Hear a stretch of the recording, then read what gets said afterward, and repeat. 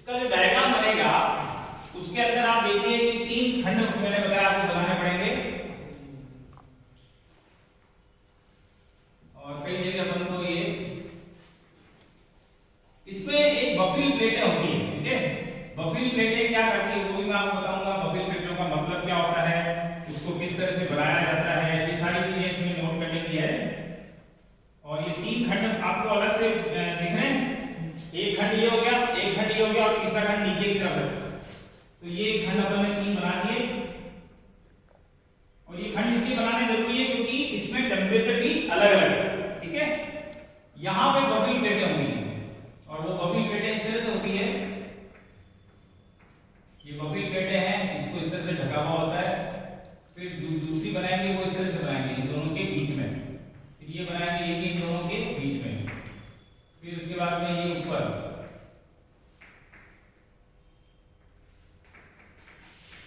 ये बफिल प्लेटें यहां भी बनेगी और बफिल प्लेटें यहां पे भी बनेगी।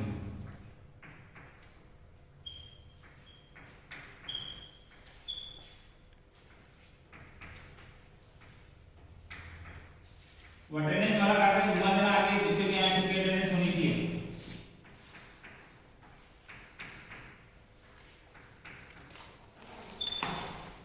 ये इस तरह से बफिल प्लेटें यहाँ पर बनाती है। फिर उसके बाद में यहाँ पर जो है अपन इसको स्टोर करने के लिए बनाते हैं 2 ट्यूब है इस तरह से।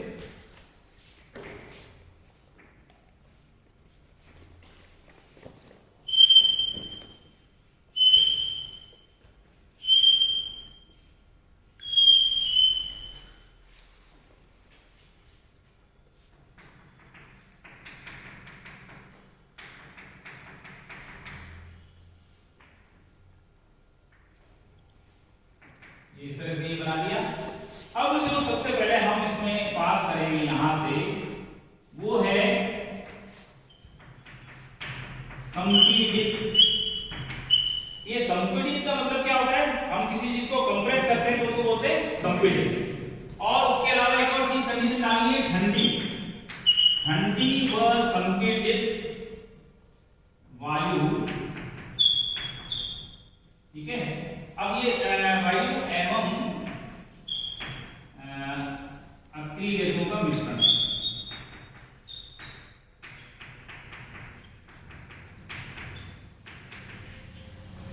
अब यहां पर मैंने एक चीज लिखी कि हमने ठंडी भी किया है और उसके बाद उसको संपीड़ित भी किया है।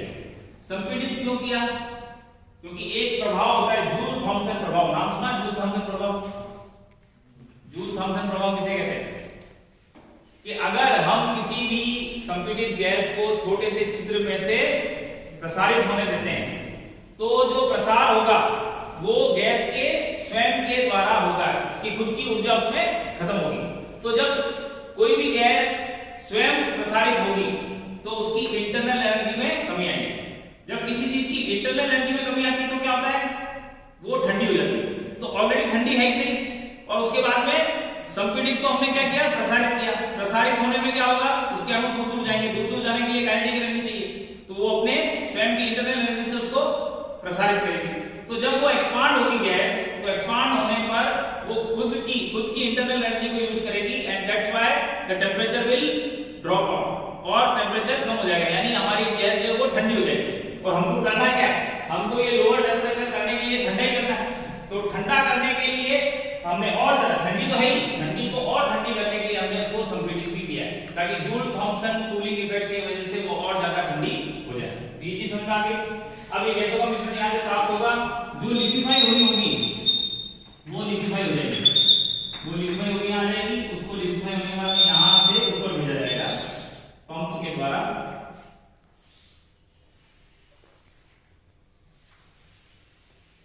यहां पे पंप बना देते हैं, पंप जो है इसको नीचे से ऊपर की तरफ भेजेगा।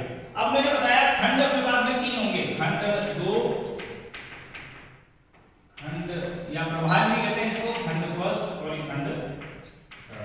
और ये खंड अलग अलग क्यों है, क्योंकि इनका टेंपरेचर भी अलग अलग है। जो सबसे पहला खंड है उसके अंदर जो है ऊपर ये टेंपरेचर रहेगा -190 डिग्री सेंटीग्रेड, ठीक है। बीच वाला जो है उसके अंदर रहेगा टेंपरेचर -165 डिग्री सेंटीग्रेड, और जो सबसे लोअर मोस्ट है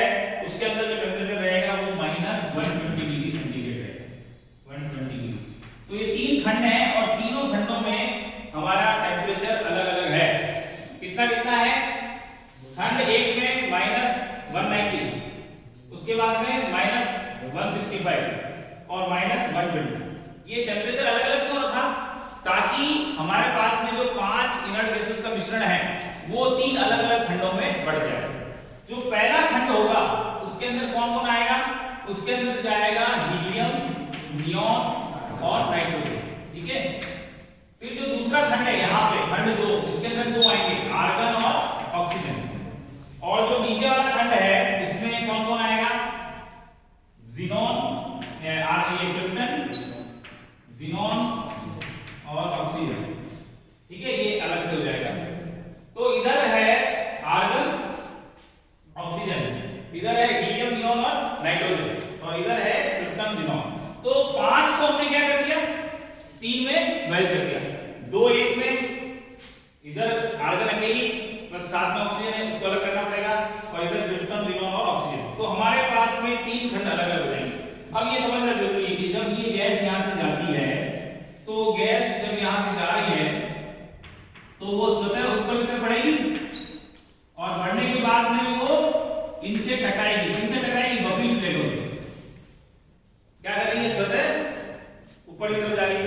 ऊपर हमने क्या कर दिया? बीच में बैरिकेड लगा दिए। कौन से बैरिकेड लगाए? Bubbling plate.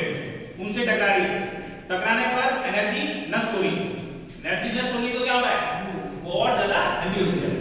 तो ये सारे जो हमने अरेंजमेंट किए हैं वो इसलिए किए हैं ताकि ऑटोमेटिकली टेम्परेचर लोअर डाउन होता रहे, तो और हमको जो निश्चित जो टेम्परेचर चाहिए वो हमको मिल जाए। अब यहां से हमने जो है भेजा ऊपर, और भेजने के बाद में उसको यहां पे ड्रॉप कर दिया, तो फिर प्लेटों के बीच में ड्रॉप कर दिया, ठीक है। यहां से गिर रही है और यहां से ये अलग अलग गैसेस ऊपर जा रही है, ये वापस बबल प्लेटों से टकरा रही है, ठीक है। तो ये इस तरह से हर जगह आपकी गैसेस जो है ऊपर जाती रहेंगी। फिर अपन को क्या करना है? यहां से जो आई है इसको वापस इधर ट्रांसफर करना है। यहां से आगे पंप लगाना है हमको, पंप से ऊपर की तरफ चली जाएगी, और यहां से सबसे पहला खंड निकल के आएगा वो होगा हीलियम, नियॉन और नाइट्रोजन। तो जो पहला हमको भाग मिलेगा वो होगा हीलियम, नियॉन और नाइट्रोजन गैसों का, क्योंकि -190 में भी ये द्रवित नहीं होंगी। देखो कितना होता है हीलियम का? -269, इसका कितना होता है? -246, और इसका कितना होता है? -196 के बराबर, 195 पॉइंट समथिंग। तो तीनों -190 में तो द्रवित नहीं होगी, तो वो क्या होगी? गैस के रूप में लेंगी, तो गैस के रूप में वो तीनों यहां से निकल के आ गए, ठीक है। तो पहला खंड हमको मिल गया जिसमें केवल हीलियम, नियॉन और नाइट्रोजन। यहां पे हमको द्रव मिल गया, ये सारी द्रवित होगी। क्योंकि द्रवित हो जाएगी क्योंकि आर्गन और ऑक्सीजन जो है वो इस टेम्परेचर पे द्रवित हो जाती है, तो वो हमको यहां पे मिल जाएगा। और उसके बाद में और नीचे जाएंगे तो यहां पर हमको मिलेगा क्रिप्टन, ज़ीनॉन और ऑक्सीजन, क्योंकि उनके लिए कितना टेम्परेचर चाहिए हमको? 107 डिग्री और 154 डिग्री, तो 152 डिग्री, सॉरी। तो ये इस टेम्परेचर को यहाँ पे अचीव कर लिया जाता है। तो ये सारी चीजें हमारे पास में आ गई है, और उसके बाद में हमको क्या करना है? अब हमको इनको और से अलग से पृथक करना है। अभी हमने क्या किया? हमने प्रभाजी आसवन से 3 खंड बनाए, 3 खंडों में 5 को हमने 3 भागों में डिवाइड कर दिया, 2 1 2। अब ये जो 2 1 2 है इनको भी अलग करना पड़ेगा, तभी जाके अपन को हीलियम अलग मिलेगी, नियॉन अलग मिलेगी। तो उसके लिए क्या करना पड़ेगा? आगे उसके लिए हमको अलग से डायग्राम बनाने पड़ेंगे। तो मैंने आपको पहले बताया था कि यार डायग्राम का खेल है, सब डायग्राम से ही होगा। और डायग्राम के बाद में दूसरी चीज इसका ध्यान रखना है कि लिक्विफाई करने के लिए, उसको ठंडा करने के लिए, लिक्विफाई करने के लिए कौन सी गैस को यूज किया जाए और कैसे यूज किया जाए। तो सबसे पहले अपन अलग करते हैं हीलियम, नियॉन और नाइट्रोजन। सबसे टफ काम ये, सबसे जो टफ काम होता है वो हीलियम, नियॉन और, तो इनको अलग करने के लिए हम क्या करते हैं? देखो इस तरह से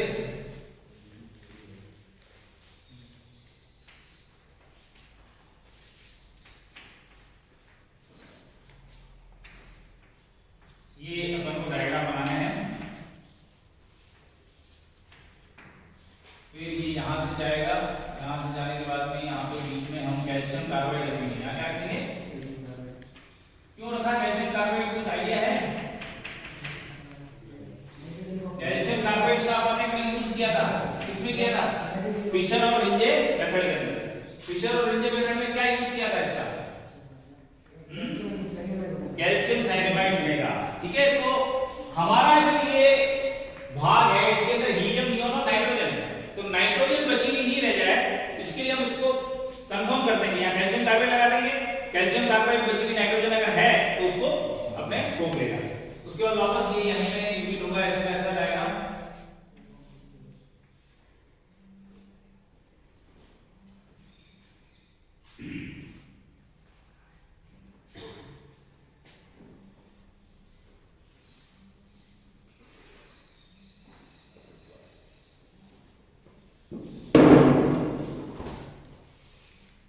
यहां से हम भाग फर्स्ट जो है वो है हीलियम, नियोन और नाइट्रोजन को प्रोवाइड कर रहे हैं। ठीक है, और यहां पर एक चीज जो है वो द्रवित हो जाएगी, वो है नाइट्रोजन गैस।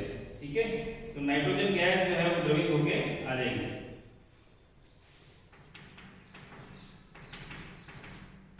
अब वो नाइट्रोजन गैस द्रवित क्यों हो जाएगी? द्रव नाइट्रोजन को प्राप्त हो गया अपन को, क्योंकि हमने इसमें क्या भर रखा है?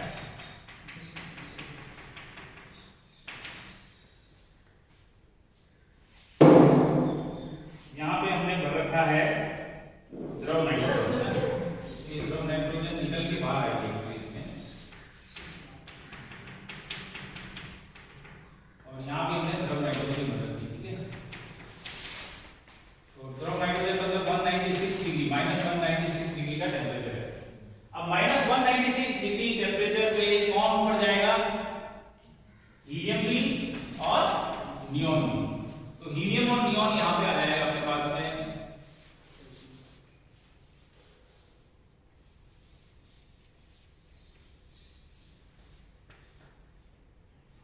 और आने के बाद में हम उसको यहाँ ले लेते हैं।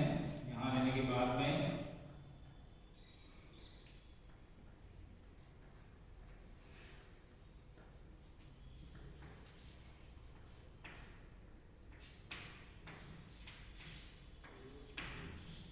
अब हमें यहाँ क्या भरना पड़ेगा? हमको क्या करना है? इसको लिक्विफाई करना है, नियोन को। नियोन को लिक्विफाई कौन कर सकता है? हाइड्रोजन। तो लिक्विड हाइड्रोजन यहाँ पे भरनी पड़ेगी अपन को। तो लिक्विड हाइड्रोजन जब भरेंगे तो